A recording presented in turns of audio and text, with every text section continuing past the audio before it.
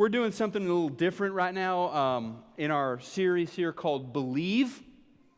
We're not so much diving into the Bible, which is my favorite thing in the world, is to enter into a biblical text and to encounter that text. We're not doing that as much, and that's on purpose. I want you to know that because I'm really wanting to speak in ways that will speak to folks who have really deep questions about even whether or not God exists. And before you get to Romans chapter 5, or before you get to Matthew chapter 3, you've got to start at some place other than just quoting Scripture to these folks. And just to share with you a little bit about how I see God working in this morning after first service, we're just kind of, everybody's talking and everything. A couple of Chinese folks came down to talk to me and meet me, and it was wonderful. One of them is a university professor who is a visiting scholar here in Dallas right now. And in a couple of weeks, she's going to go back to China, back to her university. And I told her this morning, I just looked at her in the eyes and met Zhao, and I said, hey, it's so good to meet you. And I hope that you encounter God and that you grow in your faith. And she said, I'm seeking. She said, I'm seeking. And I thought that was great. And then Marilyn Patterson, one of our members, is her good friend and sharing faith. And another Chinese, a young man came up to me, and I got to meet him. And then others just came who are seeking answers and who are opening their hearts up to God and finding reasons to believe. We began last week by talking about morality, talking about the nature of right and wrong and how objective morality is hardwired into the hearts of man, and that constitutes a very good reason for the existence of God, because where did that come from? Last week we looked at sociologists and anthropologists telling us that across cultures, across continents, across centuries, and even across religions, there is this set of common objective moral beliefs, things that we know are right and wrong. The Bible has an explanation for that. It tells us in the first chapter of the Bible that you and I were made in the image of God, that the heart of God, the mind of God is built in. Whether you are a believer or an unbeliever, a Muslim or a Christian, whether you live in Africa or Asia or the United States, that it's built in, this understanding of right and wrong. And then Romans chapter 2 told us that He has burned onto the hearts of Gentiles. And I think of that like a hard drive. It's just burned on there, this sense of, from even the laws of nature, the existence of the divinity. And so we talked about that last week. The sermon is on the internet. I'm not doing it justice now. Get on there, listen to that. This morning, though, as we continue to look to the fields of philosophy and science, I believe that we are going to find them pointing to a scripture this morning. And so Genesis 1 verse 1, the very first words in the Bible, they tell us, in the beginning, God created the heavens and the earth. In the beginning of the universe. And for many people, just saying, God did it, I believe it, that's enough. Well, that's not enough for a lot of people. They don't even believe in the Bible. They don't believe in the inspiration of Scripture. It may work for you, that's great, but it's kind of begging the question when you're talking to a skeptic, when you're talking to an unbeliever. And so let's leave the text for a moment and let's consider scientific theory, the going theory, as to the beginnings of what we know to be the universe.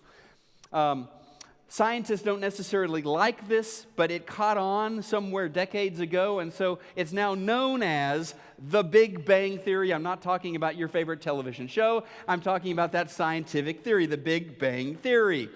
And so they have an account of the beginning of the universe that is not appealing to Genesis chapter 1, verse 1, but it kind of sounds a lot like it in some ways, because the theory posits that the universe began not in some gradual process, but in this sudden, violent moment. The universe, 1 second is not there, the next second it is there. The universe pops into existence. Within the past 2 weeks, in fact, a major scientific discovery has occurred which lends more support to the Big Bang Theory. Last week, CNN science journalist Elizabeth Landau reported There's no way for us to know exactly what happened some 13.8 billion years ago when our universe burst onto the scene, but scientists announced Monday a breakthrough in understanding how our world as we know it came to be. If the discovery holds up to scrutiny, it's evidence of how the universe rapidly expanded. Now here we go.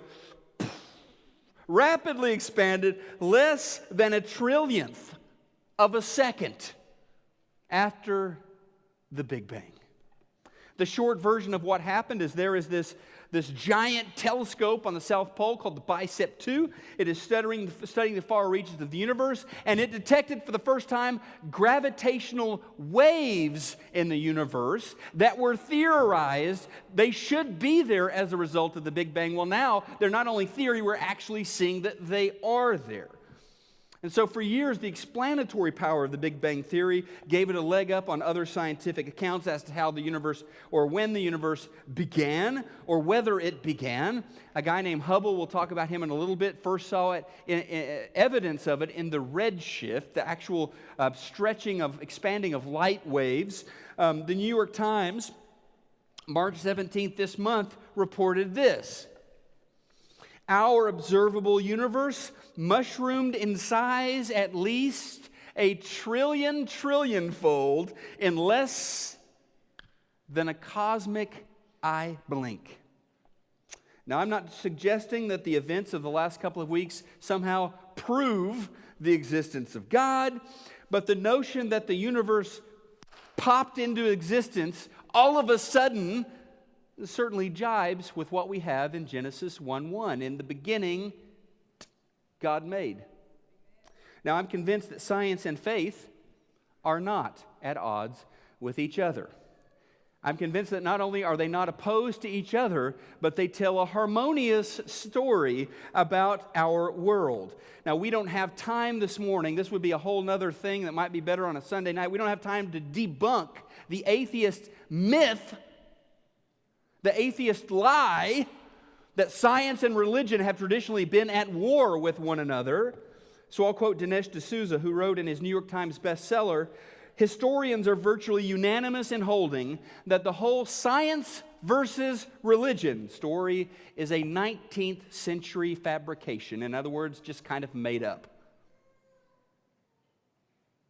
Now, if you go cherry picking through centuries of science and religion, you'll find some religious authorities and some scientific figures who didn't get along, but that is not the story.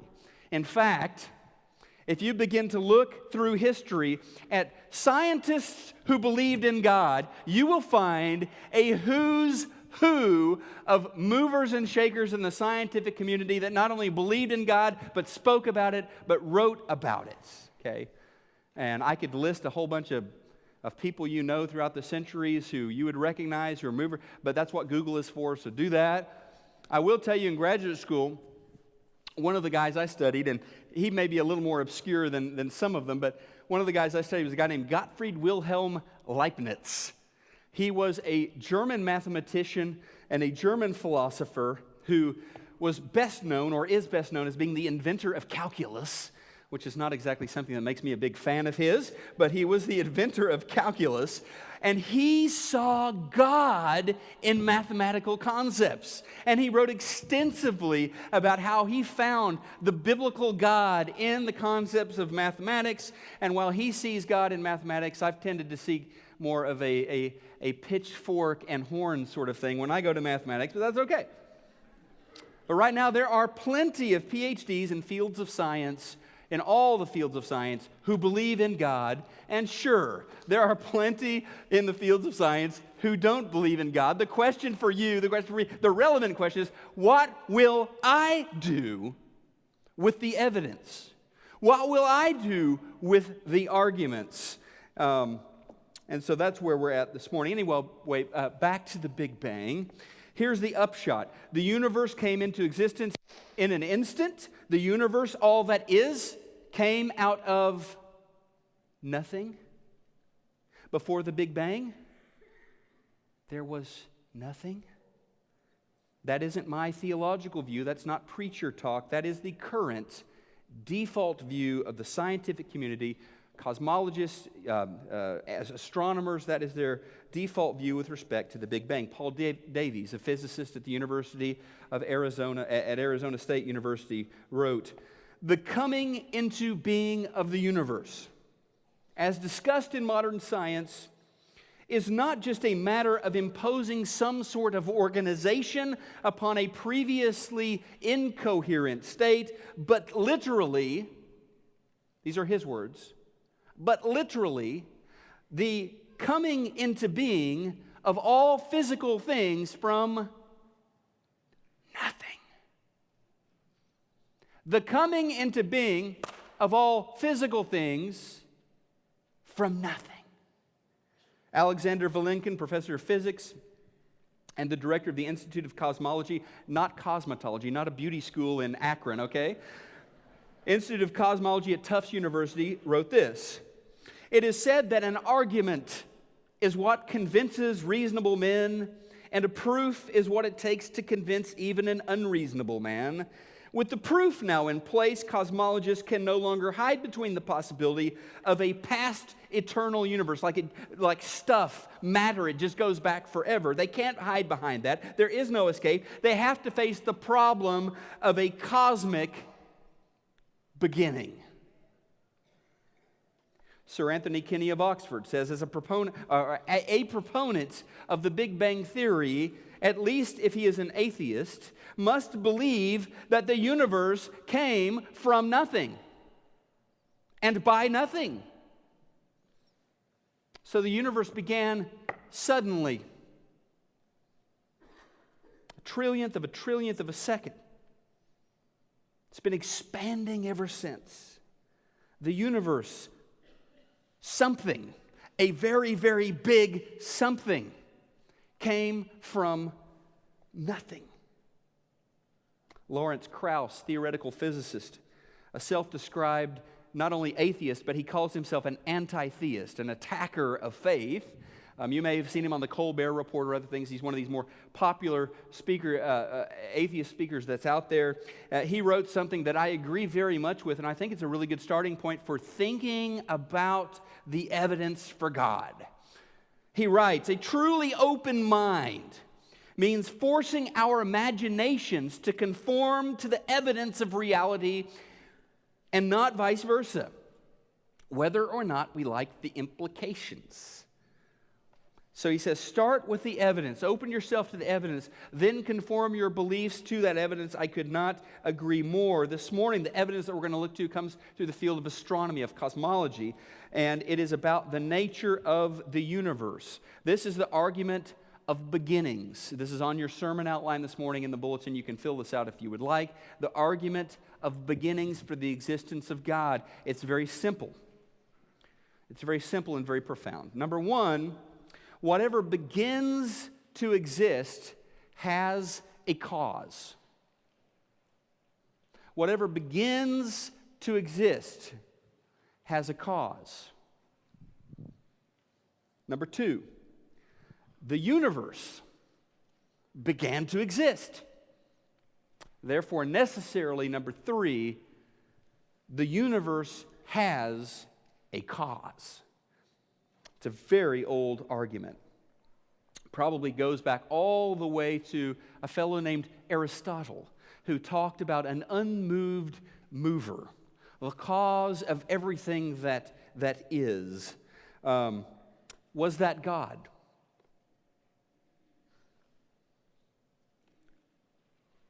Or was that some sort of super potent nothing out of which a universe popped? Or is there some other explanation? Don't worry, we'll get to that. So first, premise one, whatever begins to exist, remember, God is spirit. God is without beginning. But whatever begins to exist in the physical world, the world we experience in a tangible sort of way,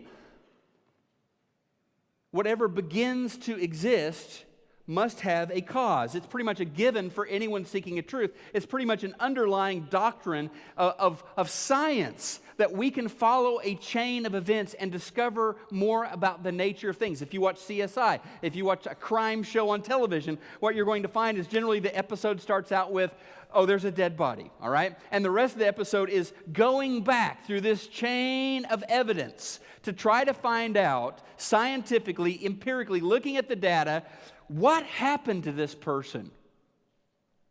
When did it happen? How did it happen? And of course, on a crime show, who did it? All right? And that's what we believe about the things that we see, that they are caused. They are caused. Malaysia Air Flight 370. We're still trying to figure out what happened to that airplane. Supposed to go from Kuala Lumpur to Beijing. Along the way, it disappeared. And when we say disappeared, when we talk about that, we don't mean that it just, boop, zapped out of existence. We mean something happened, we don't know what happened. And so was it a hijacking? Did somebody take control of the plane and bring it down? Was the plane stolen somehow and flown off to some remote airfield? We haven't found it yet, but the plane was stolen. Was it the pilots? Did they bring the plane down? Or did they do what happened to that plane? But we believe that there is, reasonable people do, there's a cause for the disappearance of Flight 370, and we are hopeful that we can find the cause to that. To claim that something, though, to claim that something came from nothing, well, that's nuts. That's nuts. I mean, that's worse than magic. When a magician makes the rabbit disappear, at least you're starting with a magician and a hat. But for something to come out of nothing, that is a very unscientific way of thinking. The foundation of rational thought says that for everything that begins to exist, there is a cause for the existence. If things are coming in and out of existence uncaused, then we don't really have any grounding for scientific study. But we do science, we can do science, because we understand that events are caused and that whatever begins to exist has a cause. Okay? So if you deny premise one, and only if you deny premise one, can you think that the whole universe appeared at some point for no reason whatsoever, for no cause whatsoever. But again, no one really believes that things come to exist without a cause. I haven't encountered anyone who believed, a mobile home, a burrito, an aardvark, they just kind of appeared without any sort of cause. Things that begin to exist have a cause. So, number one, whatever begins to exist has a cause. Number two, the universe began to exist. And for a long time, the second premise was the one that would have really been open to debate by a lot of people, because the universe for some time was seen in certain communities as having existed eternally. Like there was no beginning point for the universe. We said in the first premise that what begins to exist has a cause. If the universe is eternal, well, it really wouldn't need a cause. And there are some pretty big flaws with the idea that the universe existed eternally. Originally, I was going to talk a whole bunch about the theoretical impossibility of the infinite. The possibility of the infinite, but the actual impossibility. Mathematicians have debated this for a long time. I mean, for example, if you just had an infinite line of dominoes laid out, all right, and I'm just going to kind of look at I'm going to wait for this particular domino right here to fall, it will never fall.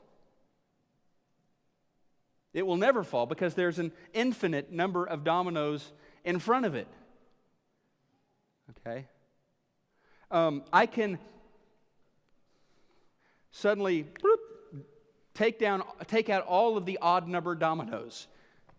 It still won't ever fall because there's still an infinite number. I can take out 50% of the remaining dominoes. It still won't fall because there's still anyway, I know that. That's mathematical. It's the debate of the conceptual infinite versus the actual infinite. And it's kind of a problem if you believe that the actual universe existed eternally. We don't have anything in nature that would be like, it would be a one-of-a-kind, exceptional sort of thing. But like we talked about earlier, the scientific data is pointing to the truth that, no, it had a beginning point. Roughly 13.8 billion years ago, if you're going to take current scientific theory, it began to exist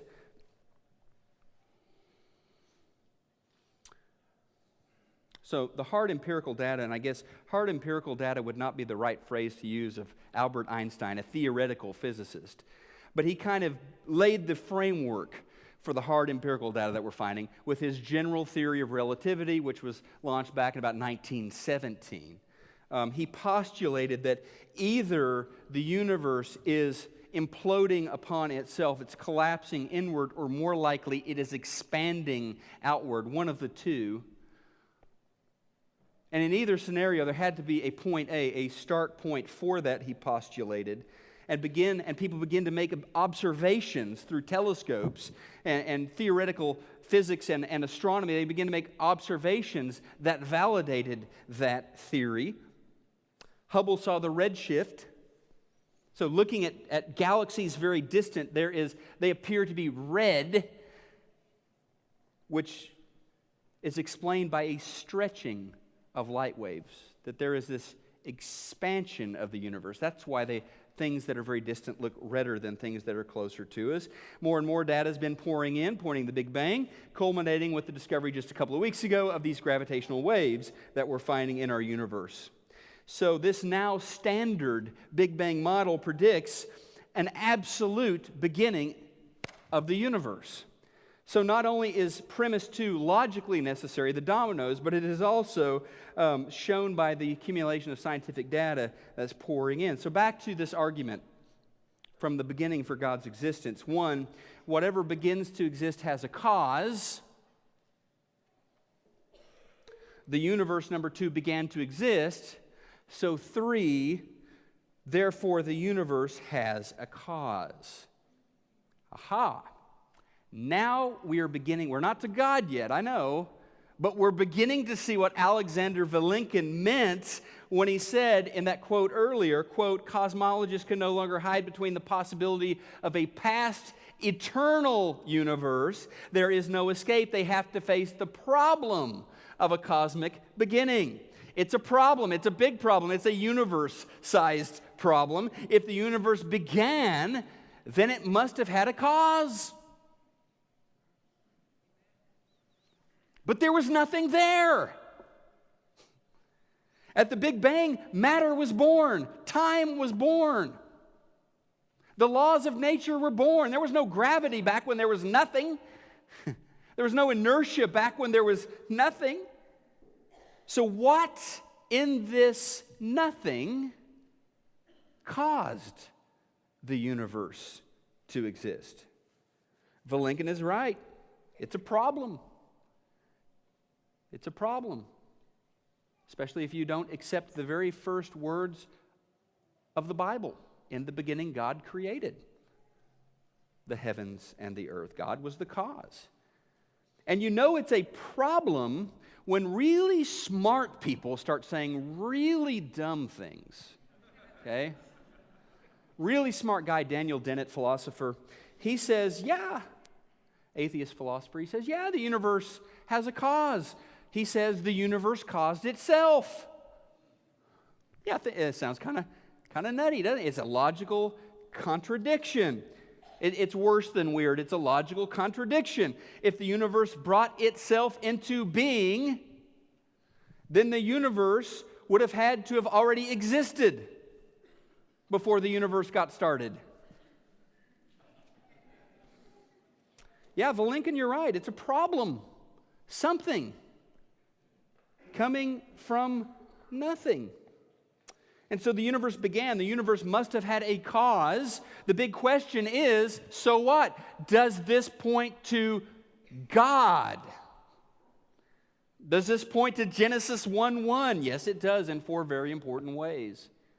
First of all, this is on the outline this morning, the cause was transcendent. That means uncaused, outside of the laws of the universe, all right? The cause was transcendent because an infinite series, think dominoes, of causes is not possible. If an infinite series of things has to happen before I clap my hands, I can never clap my hands. Because an infinite series is before that. I'll never get to that point. If an infinite series of things has to happen before the universe occurs, the universe never occurs. Can't happen. That infinite series of things you'll never get to point A. Universe exists. So the cause was transcendent or uncaused. It did not have a beginning. And an uncaused cause must exist outside of space and time, since it itself created space and time. So the second thing here, the cause was immaterial or non-physical. It has to be no thing. There was nothing, so it has to be no thing. It existed outside of time and space. God is nothing. Now hear me on this. Don't think blasphemy here. God is nothing. He is no thing. Jesus says in John 4:24, God is spirit. Those who worship Him must worship in spirit and truth. He's spirit. He's not a thing. He's not, oh, there's God. There's God. Oh, I think I see Him. God is spirit. He's non-material. And so in the beginning, God created the heavens and the earth, the universe. Something came from nothing.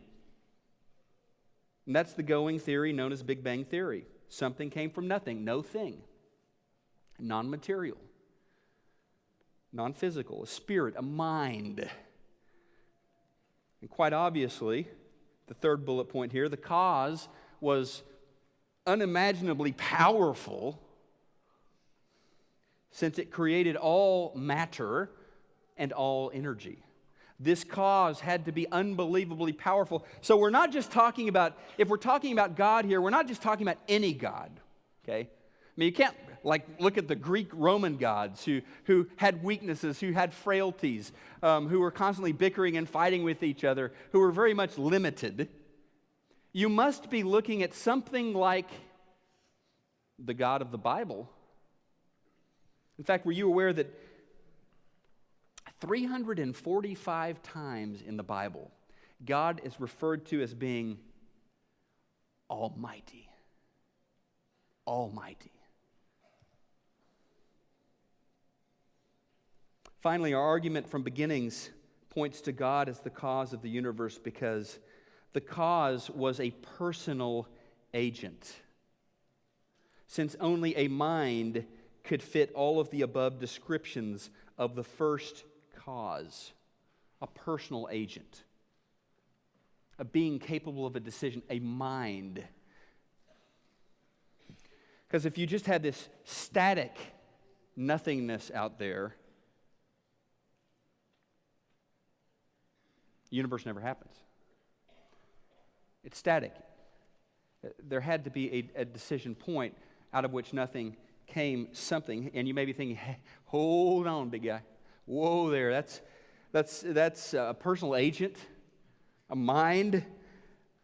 I mean, the argument from beginnings makes some philosophical sense and everything, but Gordon, you are not a scientist, and you're right. I am not a scientist.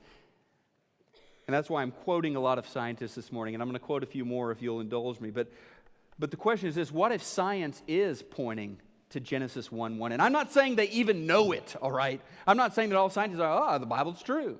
They may or may not know it, but what if the body of research that's coming out about the nature of the universe, the beginning of the universe, what if that really is pointing to Genesis 1:1? In the first half of the 20th century,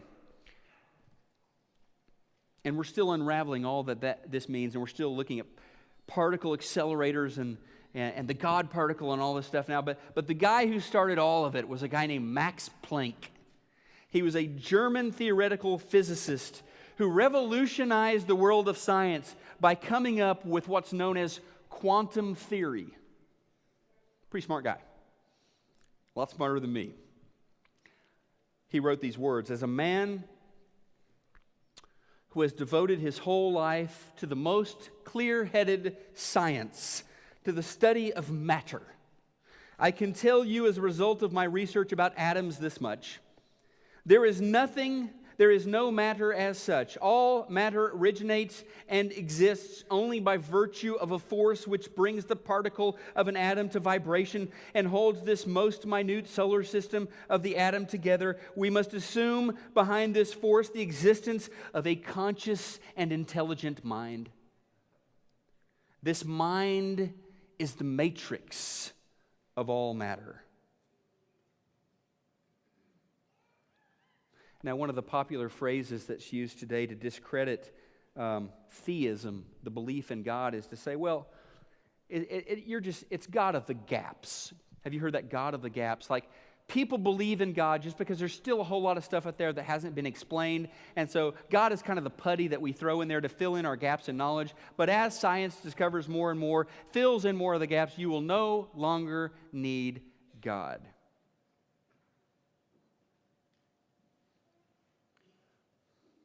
But perhaps the more the gaps in human knowledge are filled in, perhaps the more we're learning, gravitational waves over there, the universe had a beginning, perhaps the more that we are learning,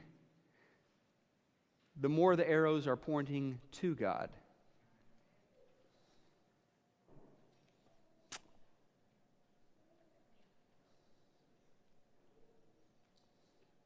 And Lawrence Krauss said, the atheist, remember, he said, a truly open mind means forcing our imaginations to conform to the evidence of reality and not vice versa, whether or not we like the implications.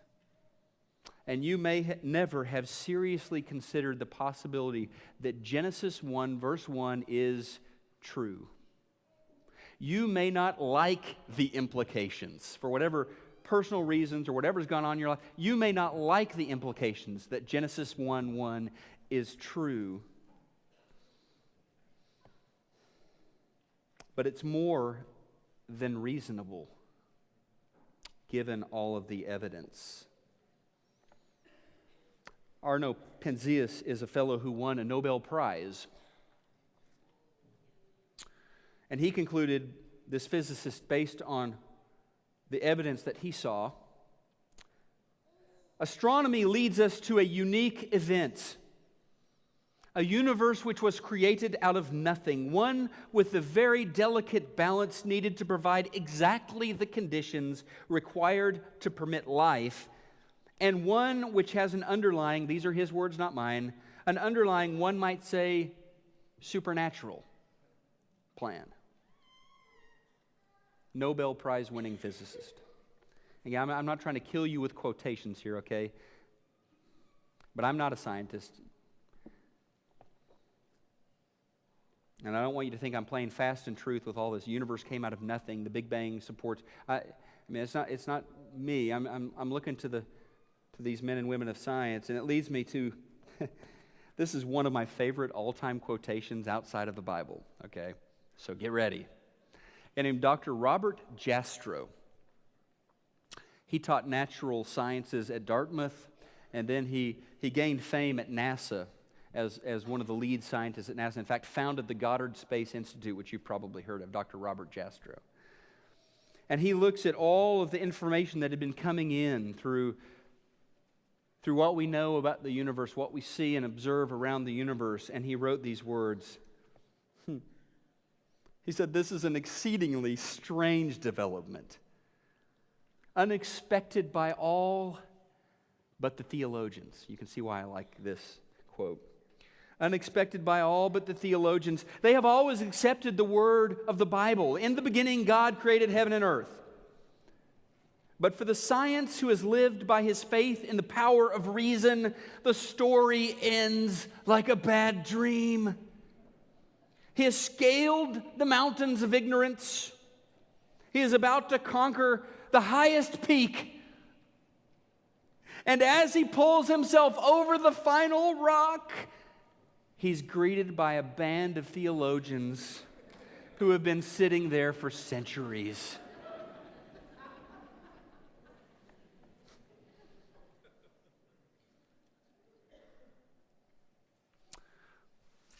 Look, some of us believe because we just honestly, we've seen God work in our lives. We have experienced in a tangible, personal way God at work in our lives. Maybe you've lost a loved one and God comforted you. He was the only reason you were able to get through that mourning, that grieving, get out the other side. or you've struggled with a long-term illness, and God has been there. He's answered your prayers, and He has lifted you up. But somehow, personally, He's real because you're in relationship with Him, and you see Him at work in your life. And that's a beautiful thing. And some of you have found faith in the Scriptures. I mean, you were not a person of faith, but the more you began to read this interesting book, the more you heard the Spirit speaking into your life. You heard God speaking into your life situation, and you found His reality through that experience. And some of you have found God and have found reasons to believe by just sitting and staring at a Texas sunset. Or traveling like my family did a couple of weeks ago to the Grand Canyon and just going, wow. Or through the power of a summer thunderstorm. Or through the spiritual experience of being in the delivery room and seeing your first child come into the world. And you've said, yeah, there's a God. Others in this congregation see God through their study, through the lens of a microscope, or study of mathematics. They encounter His design, they encounter His presence in the world through their scholarly studies. Or maybe you're at a place, though, today where, frankly, you're not looking for God. Just not looking. And my prayer for you, on bended knee, my hope for you is that you will open yourself up to searching. Like that Chinese professor told me this morning, I'm seeking. That you'll seek. That you'll open your mind and begin to encounter the evidence that's out there for God. Or maybe you're looking, but you haven't found reasons for faith. And I certainly hope this series helps you find some things that you can hold on, that you can build from, and come into Scripture and encounter the God of the Bible. Or perhaps you are coming into faith. It's an exciting time. Most of us, perhaps all of us, had this moment where there are doubts and there are struggles, and I don't know if I believe or not. And at some point, it's this amazing, life-filling experience of finally saying, I do believe. And maybe that's where you're at, and you're ready to take that step of faith on your faith journey. And we would encourage you to do that this morning. Publicly acknowledge Jesus Christ as your Lord. Acknowledge all that He won for you, because God not only created the universe, God sent His Son onto this piece of rock to save you, to redeem you, and to show you how much He loves and cares for you. You can take that step today, acknowledging Him, walking into Him and saying, God, I believe. But according to the very first verse of the Bible, our God is a God of beginnings. And so I guess I would finish with this thought. Do you need a beginning? God is an expert in beginnings. Do you need a beginning? Is there a place in your life where you just need to hit the reboot button, restart, new beginning? God is a God of beginnings. And the same universe-creating power that began the universe, the same resurrection power that took the dead corpse of Jesus Christ and raised Him to life on the third day, that power is still at work. And God wants to give you your new beginning. However you need to respond this morning, let's stand together. Let's worship God together.